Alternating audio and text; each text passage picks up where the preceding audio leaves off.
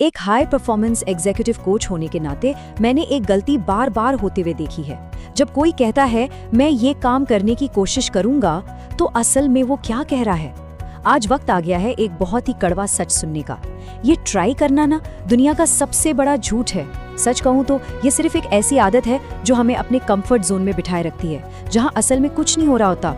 चलिए इसे थोड़ा और गहराई से समझते हैं। बिजनेस की असली दुनिया में जहां सिर्फ रिजल्ट्स मायने रखते हैं, वहां ये कोशिश करना क्या है? ये सिर्फ एक ढाल है, एक शील्ड।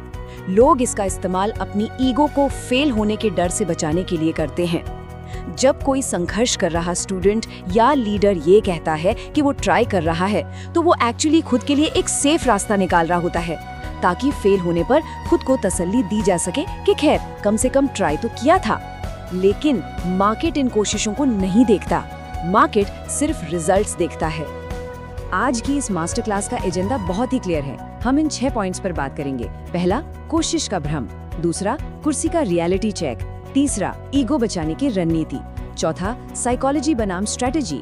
पांचवा, कश्तियां जलाना। और आखिर में एक सॉलिड कमिटमेंट एक्शन प्लान। तो बढ़ते हैं पहले पॉइंट की तरफ कि ये कोशिश का भ्रम आखिर है क्या और इस आदत को कैसे तोड़ा जाए। देखिए, ये सबसे बेसिक प्रॉब्लम है। लोग लगातार दावा करते हैं कि वो बिजनेस स्टार्ट करने की कोशिश करेंगे या कोई नई स्किल सीखने की कोशिश करेंगे। महीने निकल जाते हैं, साल बीत जाते हैं और रिजल्ट जीरो। ऐसा क्यों? क्योंकि बिजनेस की भाषा में ट्राई कोई बहुत महान काम नहीं है। ये फेल होने का एक प्री प्लान्ड तरीका है। दिमाग को लगता है कि काम हो रहा है, लेकिन एक्चुअली सिर्फ फेल होने के लिए एक कुशन तैयार किया जा रहा है। इसे पहचानना बहुत जरूरी है। चलिए इस प्रॉब्लम को एक फिजिकल डेमो से समझते हैं, जिसे हम कुर्सी का रियलिटी चेक कह सकते हैं। टोनी रॉबिन्स का एक बहुत ही पावरफुल लाइव सेमिनार हुआ था। वहां उन्होंने इस कंसेप्ट को फिजिकली प्रूव किया। उन्होंने एक महिला को स्टेज पर बुलाया, उसके सामने एक कुर्सी रखी और एक सिंपल सा इंस्ट्रक्शन दिया, इस कुर्सी को उठाने की कोशिश करो।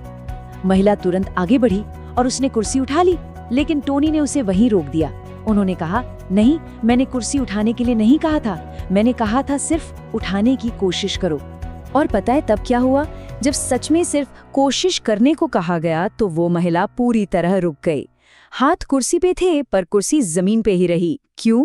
क्योंकि फिजिकल दुनिया में ट्राई नाम का कोई एक्शन एग्जिस्ट ही नहीं करता।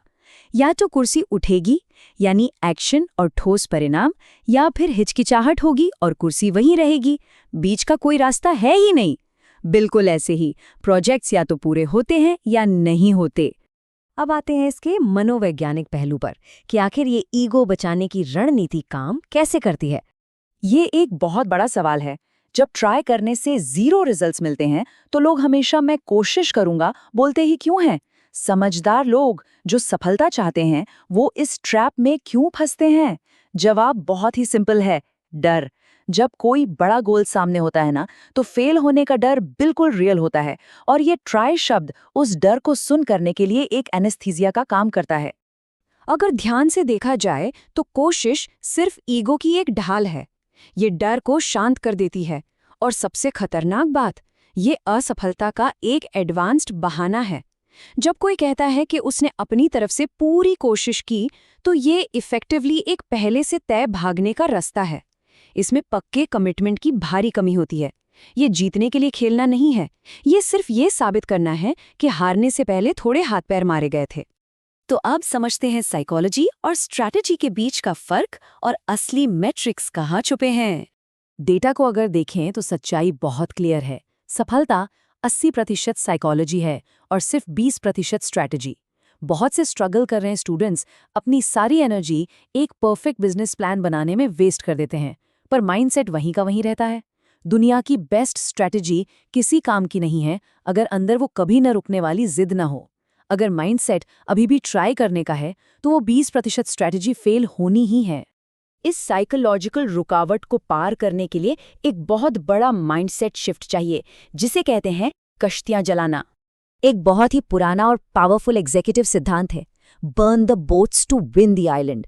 यानी आइलैंड जीतना है तो अपनी ही कश्तियां जला दो। जब पहले की सेनाएं किसी नए आइलैंड पर हमला करती थीं, तो उनके कमांडर अपनी कश्तियों को आग लगा देते थे। क्यों? ताकि वापस लौटने का कोई रास्ता ही ना बचे। ऑप्शन सिर्फ दो, या तो जीत हासिल करो या वहीं खत्म हो जाओ। जब गोल्स के लिए इस लेवल का कमिटमेंट आता है ना, जब पीछे हटने का ऑप्शन ही नहीं होता, तब सफलता सुनिश्चित हो जाती है। तो इस सिद्धांत को रियल लाइफ में कैसे उतारें? इसके लिए एक सॉलिड कमिटमेंट एक्शन प्लान चाहिए। इसे लागू करने के 3 क्लियर स्टेप्स हैं। पहला स्टेप, डिक्शनरी से इस ट्राई या कोशिश शब्द को हमेशा के लिए डिलीट कर देना होगा। अब से काम या तो करना है या नहीं करना है।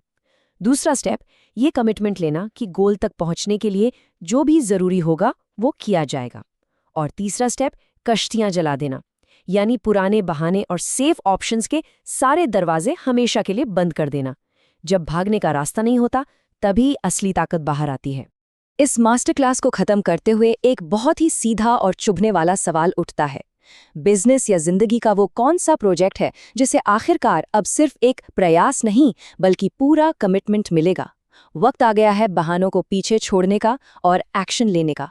क्योंकि याद रखिए, इतिहास वो लोग नहीं बनाते जो ट्राई करते हैं, इतिहास वो बनाते हैं जो कमिट करते हैं।